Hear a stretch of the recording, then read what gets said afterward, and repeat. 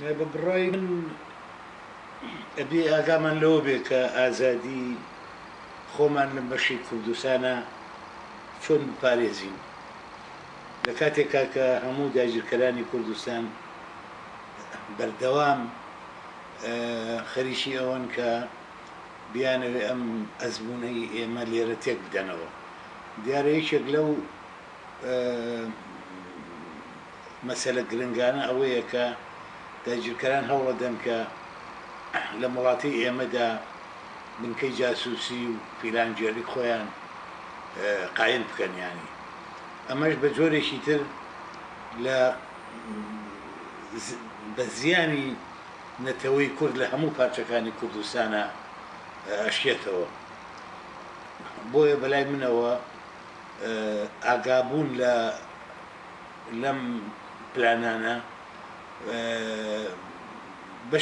ئەبێتە بەشێک لە هوشیاری ئێمە بۆ مەسەلەی پاراستن و بەرگریکردن لە مافی نەتەوەکەمان.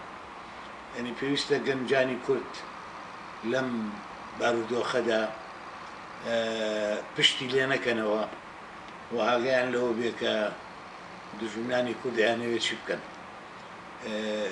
ئێمە بە یەکێتی وێک ڕێزینەتەوەیی خۆمان نەتوانین هەموو ئەو پلانانە تێپشێنین.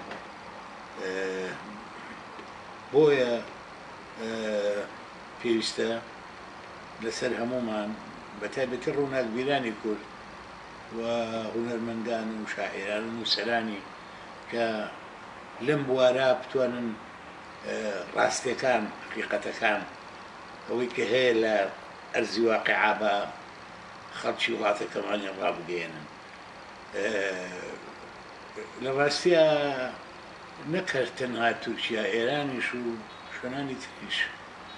ئیسا سووریا لە وەزعانیە، بەڵام هەموو ڕژێمەکان ڕژێمە داگیرکەرەکان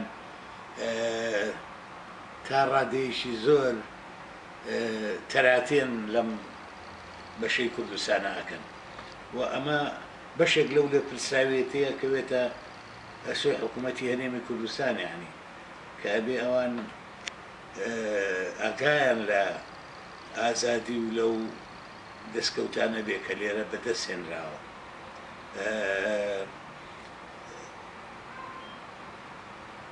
ئەوەندەی من بزانم ئەو باغدانە بە مەسلەی ئەو چاودێریکردنە لەلایەن دەسەڵاتدارانی کورد و قیادی سیاسی کوردەوە کەم تەرخەمی زۆری تایە.